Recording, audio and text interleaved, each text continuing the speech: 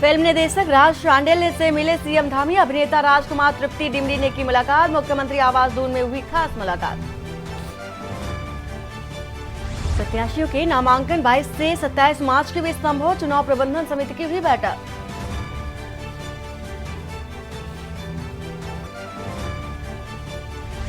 उत्तराखंड की 5 सीटों पर 19 अप्रैल को मतदान। 4 जून को आएंगे नतीजे। भाजपा ने 5 तो कांग्रेस ने 3 प्रत्याशियों के नाम का किया ऐलान। चुनाव आचार संहिता लागू होने के बाद निर्वाचन आयोग की उल्लंघन पर कार्रवाई। भवनों से हटाए गए बैनर पोस्टर। 7 करोड़ से अधिक धनराशि सीज। चर्चित रामपुर तिराहा कांड पर फैसले के बाद बोले सीएम धामी। कहा, न्याय का इंतजार कर रहे पीड़ितों व परिजनों को मिली है राहत। होली पर बदल जाएगा उत्तराखंड का मौसम। अगले 2 दिन इन इलाकों में बर्फबारी और वर्षा की आशंका। आप देख रहे हैं के न्यूज, खबरों का सारथी। नमस्कार, मैं हूं वंदना पांडे और आप देख रहे हैं के न्यूज इंडिया। बुलेटिन की शुरुआत बड़ी खबर से है और बड़ी खबर आ रही है लक्सर से, जहां पर पुलिस क्षेत्राधिकार ने जनप्रतिनिधियों की बैठक ली है। खानपुर थाना क्षेत्र में जनप्रतिनिधियों के साथ ये बैठक की गई है। लोकसभा चुनाव व होली के पर्व को लेकर के बैठक की गई है। हुड़दंग करने वालों के खिलाफ बैठक की गई है और इसके साथ ही सख्त कार्रवाई के निर्देश भी दिए गए हैं। तो होली को लेकर के, चुनाव को लेकर के बैठक की गई है। साथ ही साथ पुलिस क्षेत्राधिकारी ने जनप्रतिनिधियों के साथ ये बैठक की है। लक्सर से आपको ये खबर बता रहे हैं।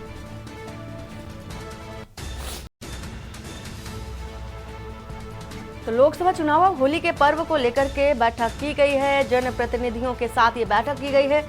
हुड़दंग करने वालों के खिलाफ सख्त कार्रवाई के निर्देश भी अधिकारियों की ओर से दिए गए हैं। फिलहाल ये खबर है लक्सर से और पुलिस क्षेत्राधिकारी ने बैठक की है। सभी जनप्रतिनिधियों को बुलाया और उनके साथ बैठक की। सभी तरह के जो निर्देश है वो जारी किए हैं। होली को लेकर के भी निर्देश जारी किए गए हैं। चुनाव को लेकर के भी निर्देश जारी किए गए हैं। आगामी जो लोकसभा का चुनाव होना है उसको लेकर के निर्देश जारी किए गए हैं।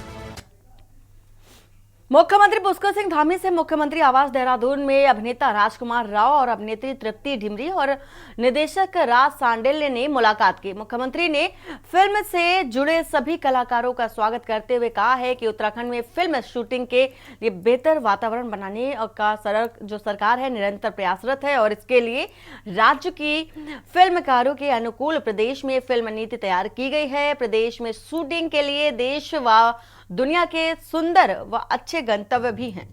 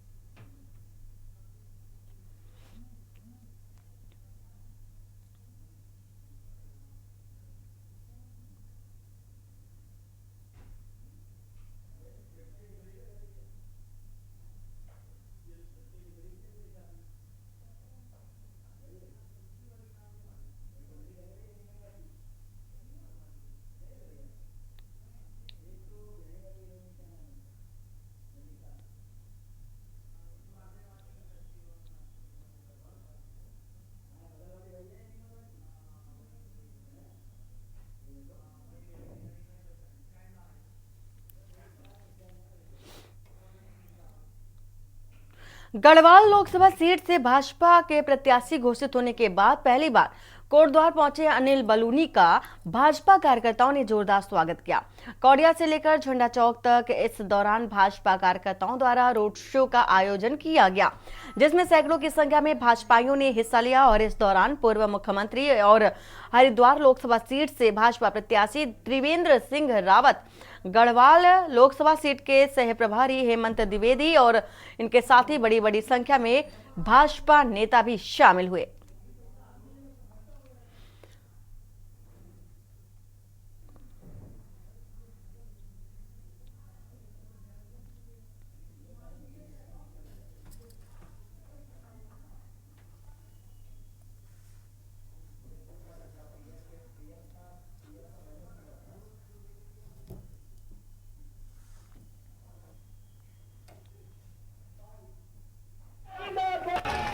मैं राज्यसभा का सांसद बना, मैंने पहला काम मेरे मन में सबसे पहले जो करूँ शुरुआत कोटद्वार से करूँ और मैंने अपनी सांसद निधि से सबसे पहले कोटद्वार के लिए एक आईसीयू का गठन किया और आईसीयू का निर्माण करवाया। आप सब लोग जानते होंगे कि कोविड काल में उस आईसीयू का कितना उपयोग हुआ। हमारे कोटद्वार के माताएं बहनें, हमारे भाई, उन सब के बहुमूल्य जीवन को बचाने के लिए उस आईसीयू का बहुत बड़ा उपयोग हुआ। आप सब लोग यहाँ के व्यापार मंडल के लोग आए कि यहाँ से जो ट्रेन है वो बंद हो गई है, कोई और ट्रेन चलनी चाहिए। एक रात्रिकालीन सेवा के लिए 2 डब्बों की मांग थी। मैंने कहा भाई 2 डब्बों की मांग क्यों करते हो, पूरी ट्रेन की मांग करो। और 2 डब्बे यहाँ रानी के मसूरी एक्सप्रेस में लगते थे। मैंने कहा नहीं, पूरी ट्रेन मिलेगी और पूरी एक नई ट्रेन यहाँ से रात्रि सेवा। भाजपा प्रदेश कार्यालय देहरादून में लोकसभा चुनाव प्रबंधन की बैठक हुई और इस दौरान नामांकन के साथ ही चुनाव प्रचार और बड़े नेताओं की रैलियों को लेकर चर्चा हुई। भाजपा प्रदेश अध्यक्ष महेंद्र भट्ट ने बताया है कि प्रत्याशियों के नामांकन के दिन ही तय कर दिए गए थे और मंगलवार को इसका ऐलान भी किया जाएगा।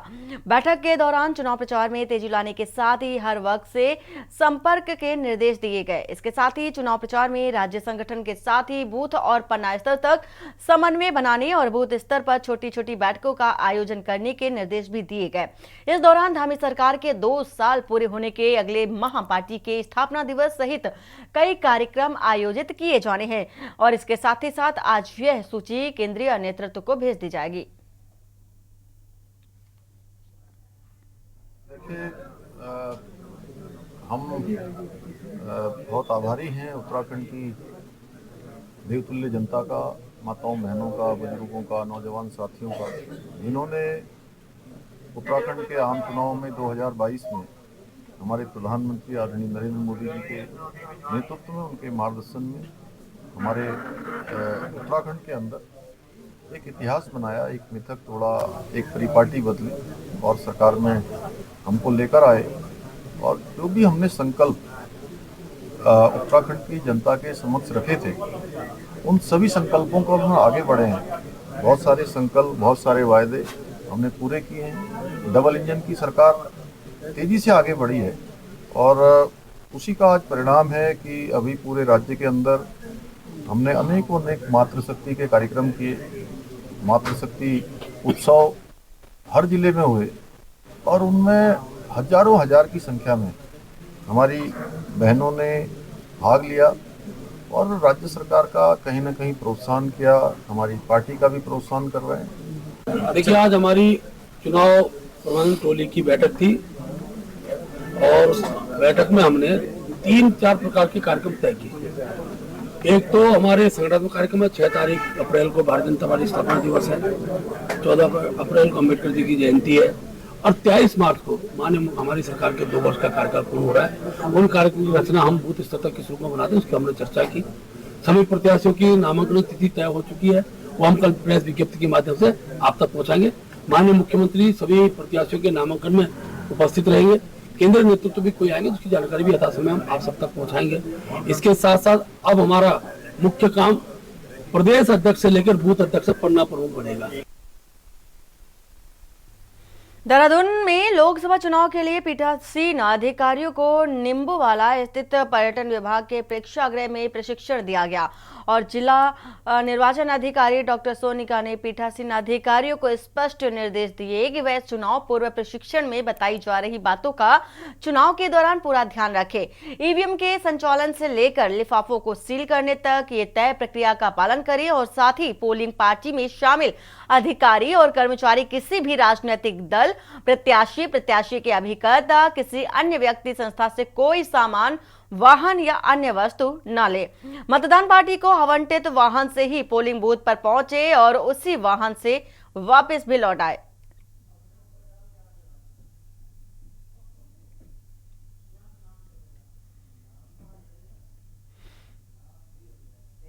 उसके अनुसार जो 24 घंटे में, 48 घंटे में और 72 घंटे में हम लोगों को जो संपत्तियां होती हैं उनसे होर्डिंग्स और पोस्टर्स हटाने होते हैं।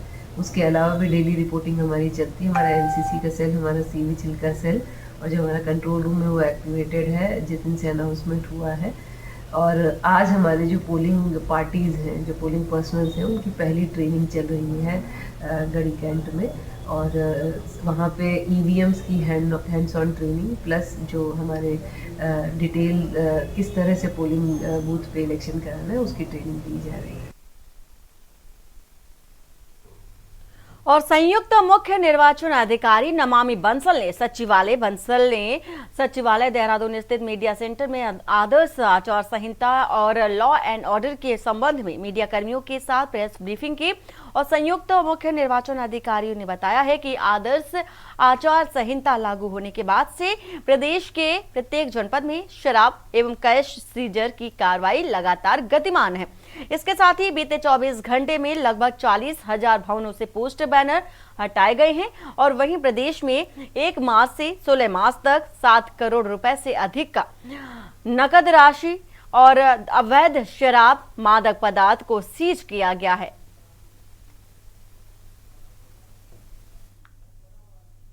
तो पहली बात तो जो बतानी है वो यही कि आदर्श आचार संहिता के लागू होने के बाद प्रदेश में इसके अनुपालन के लिए विभिन्न जनपदों में अलग अलग टीमों के द्वारा कार्रवाई की जा रही है। और इसकी 24 घंटे की और 48 घंटे की रिपोर्ट अवेटेड है। 24 घंटे की रिपोर्ट्स हमारे पास ऑलरेडी आ गई हैं। और सभी जगह जैसे जो डिफेसमेंट है उसको हटाने की कार्रवाई और एक्साइज और कैश सीजर को लेकर के कार्रवाई, ये सभी गतिमान हैं। इसकी रिपोर्ट्स से हम अभी आपको अवगत करा देंगे। और साथ ही साथ पॉलिटिकल पार्टीज़ के साथ भी सभी जनपद स्तर पर और यहाँ राज्य स्तर पर भी बैठकें आयोजित की जा चुकी हैं। 2024 के लोकसभा चुनाव के पहले दूसरे दल के नेताओं का बीजेपी में शामिल होने का सिलसिला लगातार जारी है। कुमाऊं से यूथ कांग्रेस के कई सदस्यों ने बीजेपी की सदस्यता ग्रहण की और पार्टी कार्यालय में प्रदेश अध्यक्ष महेंद्र भट्ट ने उन सभी को बीजेपी का पट्टा पहनाकर पार्टी में शामिल किया। इस अवसर पर महेंद्र भट्ट ने कहा कि मोदी जी के नाम पर लोग बीजेपी में शामिल हो रहे हैं क्योंकि जनता का उन पर भारी दबाव है।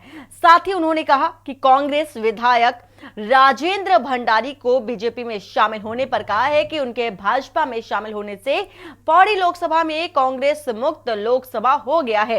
इसके साथ ही उन्होंने और कांग्रेस के विधायकों से भी बीजेपी में शामिल होने की अपील की है।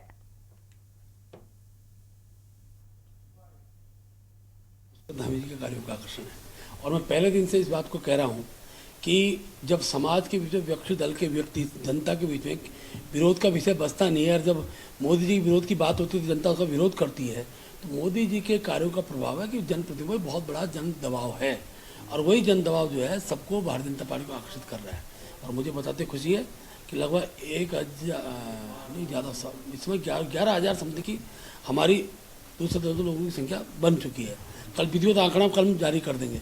अभी तक टोटल की स्थिति हुई, इसमें अनेकों पूर्व विधायक हैं और मुझे बताते खुशी है कि कल कांग्रेस के जो वर्तमान विधायक बद्रीनाथ क्षेत्र से हैं उन्होंने बीजेपी की सत्ता लेने के बाद पौड़ी लोकसभा को कांग्रेस मुक्त कर दिया है। नगर पालिका क्षेत्र के आर्य नगर में लंबे समय से पेयजल आपूर्ति की समस्या से जूझ रहे दर्जनों परिवार के लोगों ने जल संस्थान कार्यालय डोईवाला में आकर अपनी शिकायत दर्ज कराई और कहा है कि पीने के पानी के लिए भी हम टैंकरों पर निर्भर हैं। जल संस्थान डोईवाला के सहायक अभियंता विनोद असवाल ने सभी उपभोक्ताओं को जल्दी पानी की सप्लाई को दुरुस्त करने का आश्वासन देते हुए कहा है कि क्षेत्र में नए ट्यूबवेल लगा रहे हैं और जिनका काम पूरा होते ही कई क्षेत्रों में पानी की समस्या का समाधान हो जाएगा। साथ ही जल संस्थान के अधिकारी ने लोगों से अपील करते हुए कहा है कि आने वाले 3 महीने गर्मियों के हैं जिसमें से पानी की कमी हो जाती है और इसलिए पानी की बर्बादी ना होने दे।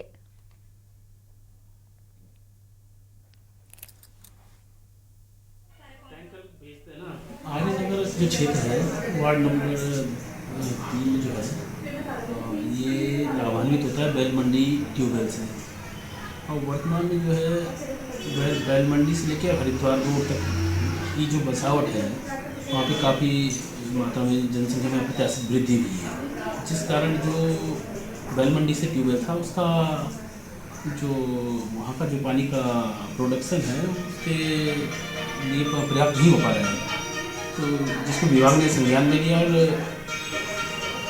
आर्य नगर के लोनावाला क्षेत्र में जो है नए नलकूप का अधिष्ठापन किया है, जिसमें कि बोरिंग का काम कंप्लीट होने के उपरांत जो है पंप ग्रह का कार्य पूर्ण हो गया है और विद्युत संयोजन हेतु विद्युत विभाग को सूचित कर दिया गया है।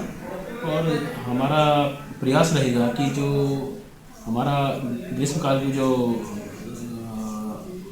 महीने हैं मई जून के, ये इससे पहले ही हम लोग अप्रैल में जो है इसको संचालित कर देंगे, जिससे इस क्षेत्र की समस्याओं का पेयजल समस्याओं का निराकरण हो जाएगा। और मैं यहाँ भाने वाले से आ रही हूँ 7 नंबर गली। अब हमारे यहाँ पानी मतलब 1 साल से बिल्कुल पानी नहीं आ रहा और हम यहाँ आके थक गए। एप्लीकेशन भी हमने दे रखी है, ये कहते हैं कि कभी कहते हैं कि 1 महीने, कभी कहते हैं कि 2 महीने। बिल्कुल हमारे यहाँ बिल्कुल भी पानी टैंकर भी लाते तो तब लाते जब हम कई बार यहाँ फोन करते हैं, तो ऐसे वो टैंकर नहीं लाते हमारे यहाँ। बहुत दिक्कतें होती हैं, बहुत दिक्कत हो रही है हमारे यहाँ। पानी बिल्कुल पीने के तक का पानी नहीं। हम जो कपड़े कुछ भी है तो हम बड़े नहर पे जाते तब जाके वहाँ पे कपड़े धुलते हैं। चुनाव की घोषणा के बाद से सरगर्मियां काफी तेज हो चुकी हैं।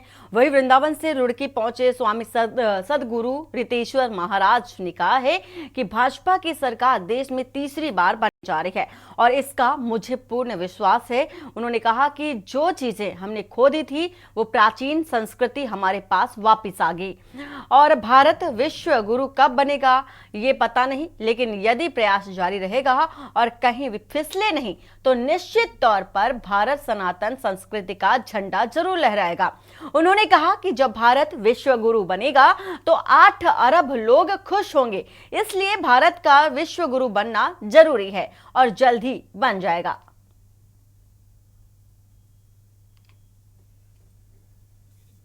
एक लाभ ये होगा कि सनातन धर्म वसुधैव कुटुंबकम की बात करता है, अर्थात सनातन धर्म 8 अरब लोगों की बात करता है। मुझे लगता है सिर्फ भारत के लोग ही नहीं 8 अरब लोग खुश होंगे कि अगर इस संप्रदाय और इस संस्कृति को मानने वाला कोई व्यक्ति शीर्ष पर आता है तो हमारे लिए भी कुछ करेगा। तो यह सबके लिए है और ये सरकार कंटिन्यू करेगी। तो मुझे विश्वास है जो चीज़ें हमने गुलामी के काल में खो दी हैं, धीरे धीरे वो प्राचीन संस्कृति हमारे पास आएगी। हमारा हैप्पीनेस इंडेक्स बढ़ जाएगा। जैसे भूटान का ज़्यादा है, अभी मैंने सुना इंडिया का कम है, भारत का कम है, तो भारत भी सनातन संस्कृति के रूट की तरफ जब लौटेगा तो हम हैप्पी हो जाएंगे। आपको क्या चाहिए, प्रवचन चाहिए कि खुशी चाहिए? बोला प्रवचन से हमको कोई मतलब नहीं, हमको खुशी चाहिए। अर्थात हम सब हैप्पीनेस खोज रहे हैं और हैप्पीनेस तभी आ सकता है जब हम अपने मौलिक रूटों से जुड़ेंगे, रूट से जुड़ जाएंगे और वो सनातन संस्कृति से जुड़ने के बाद आपके जीवन में हैप्पीनेस, आनंद, ब्लिसफुलनेस आ जाएगा। इसलिए मैं इस सरकार को पसंद करता हूं। लोकसभा चुनाव की रणभेरी बज चुकी है। चुनाव आयोग ने तारीखों का ऐलान भी कर दिया है। उत्तराखंड में 5 लोकसभा सीटों पर पहले चरण में मतदान होगा। इसके तहत 19 अप्रैल को मतदान के बाद 4 जून को चुनाव के नतीजे भी आ जाएंगे।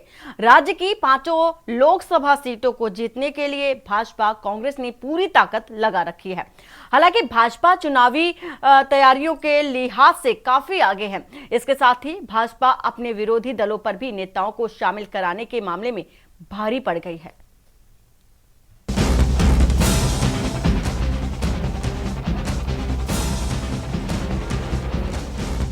देवभूमि उत्तराखंड में 19 अप्रैल को होने वाले मतदान से पहले उत्तराखंड की राजनीति में दल बदल का खेल शुरू हो गया है। दरअसल एक के बाद एक कांग्रेस समेत तमाम राजनीतिक दलों के नेता भाजपा का दामन थाम रहे हैं। आलम ये है कि गढ़वाल लोकसभा क्षेत्र में कांग्रेस के इकलौते विधायक राजेंद्र भंडारी ने भी कांग्रेस पार्टी को अलविदा कह दिया है। लोकसभा चुनाव से पहले राजेंद्र भंडारी का भाजपा में जाना सियासी तौर पर कांग्रेस को बड़ा झटका है।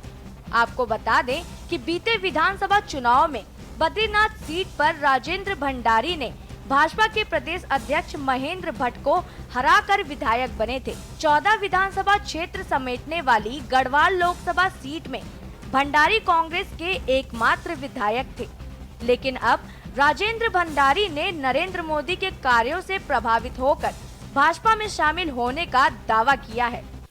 आदरणीय प्रधानमंत्री नरेंद्र मोदी जी के यशस्वी नेतृत्व एवं उनकी गरीब कल्याण नीतियों में काफी प्रभावित हूँ।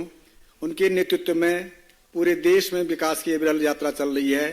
आदरणीय प्रधानमंत्री जी ने विकसित उत्तराखंड और 2047 तक विकसित भारत का जो लक्ष्य रखा है, उसमें मैं अपना संपूर्ण योगदान देना चाहता हूं। मैं आदरणीय प्रधानमंत्री श्री नरेंद्र मोदी जी के नेतृत्व में ये समय उत्तराखंड का है। ये सभी भारत की सदी है, ये सभी भारत की सदी है। इसलिए मैंने एक समर्पित कार्यकर्ता के रूप में भारतीय जनता पार्टी में शामिल होने का निर्णय लिया है और मैं आज इस परिवार में विधिवत शामिल हुआ हूँ। आज बड़ा सुखद अवसर है कि राजेंद्र भंडारी जी, जिनके बारे में अभी अनिल जी ने बताया, एक लंबा उनका राजनीतिक कैरियर है। जिला पंचायत के अध्यक्ष रहे हैं, बहुत सामान्य स्थितियों में उन्होंने काम करना प्रारंभ किया। लगातार 3 बार विधानसभा में और उत्तराखंड सरकार में कैबिनेट मंत्री के दायित्व में भी आपने काम किया है। आज भारतीय जनता पार्टी में शामिल हो रहे हैं। हमारे भारतीय जनता पार्टी के प्रदेश अध्यक्ष होने के नाते मैं इस बात को प्रारंभ से कह रहा हूं कि ऐसे अनेकों लोग हैं जो आज मोदी जी के और माननीय पुष्कर धामी जी के कार्य से प्रभावित होकर देश के विकास में अपना योगदान देना चाहते हैं। और मुझे खुशी है कि मेरी विधानसभा, जहाँ का मैंने प्रतिनिधित्व किया और जिनसे मैं चुनाव हारा हूँ, एक बार मैंने हराया, इस बार उन्होंने हराया, आज उन्होंने भी भारतीय जनता पार्टी से हिस्सा लिया है। आपको बता दें कि लोकसभा चुनाव के बीच उत्तराखंड कांग्रेस के एक विधायक, 4 पूर्व विधायक, 1 पूर्व सांसद प्रत्याशी और 2 विधानसभा प्रत्याशी कांग्रेस का साथ छोड़कर कमल को खिलाने के लिए भाजपा में जुड़ गए हैं। खास बात ये है कि ज्यादातर कांग्रेस नेताओं ने अपने त्याग पत्र में महज 2 लाइन में ही व्यक्तिगत कारणों से प्राथमिक सदस्यता छोड़ने की जानकारी भर दी है। वहीं उत्तराखंड कांग्रेस को लगने वाले झटकों की शुरुआत 28 जनवरी को पूर्व विधायक शैलेंद्र रावत के त्याग पत्र के साथ शुरू हुई। इसके बाद 8 मार्च को पौड़ी से पिछली बार लोकसभा चुनाव लड़े मनीष खंडूडी ने इस सिलसिले को आगे बढ़ाया। तब से विधायक राजेंद्र भंडारी, पूर्व विधायक विजयपाल सजवाड़, मालचंद, धन सिंह नेगी और पिछले विधानसभा चुनाव में कांग्रेस प्रत्याशी रही लक्ष्मी राणा और अनुकृति गोसाई भी कांग्रेस का साथ छोड़ चुकी हैं। एक के बाद एक कांग्रेस के गिर रहे विकेट से पार्टी के शीर्ष नेताओं की चिंता बढ़ गई है। कांग्रेस का तर्क है कि ईडी और सीबीआई के डर से भाजपा कांग्रेस के नेताओं को पार्टी में शामिल करा रही है। तो आप मेरा कहना मान लेंगे, इसमें संभालने और नहीं संभालने की बात नहीं है। मैं बार बार ये कह रहा हूँ कि मुकदमे दर्ज हो रहे हैं, लोगों को कोर्ट से वापस आना पड़ा। खटीमा के मैंने प्रमुख का जिक्र किया, 3 बार पद से हटाया गया, कोर्ट से वापस आया और कोर्ट से वापस आने के बाद आज अब तो नहीं हट रहे। तो ऐसे में आप कैसे रोक सकते हैं बताइए किसी को? जो पद का लालची है, जो पैसे का लालची है, जो जेल नहीं जाना चाहता, उसको कैसे रोकेंगे? इसमें संभालने और नहीं संभालने की बात कहाँ से? कुल मिलाकर लोकसभा चुनाव से पहले उत्तराखंड में दल बदल की राजनीति शुरू हो गई है। सवाल ये है कि क्या भाजपा दल बदल की राजनीति को बढ़ावा देकर विपक्ष को खत्म करने की साजिश कर रही है? क्या विपक्षी दलों के नेता ईडी और सीबीआई के डर से भाजपा में शामिल हो रहे हैं? क्या एक के बाद एक भाजपा में शामिल हो रहे विपक्षी दल के नेताओं से भाजपा में असंतोष नहीं बढ़ेगा? Uttarakhand desk report. और बुलेटिन फिलहाल इतना ही। बाकी की खबरों के लिए बने रहिए आप के न्यूज इंडिया के साथ। नमस्कार। आप देख रहे हैं के न्यूज, खबरों का सारथी।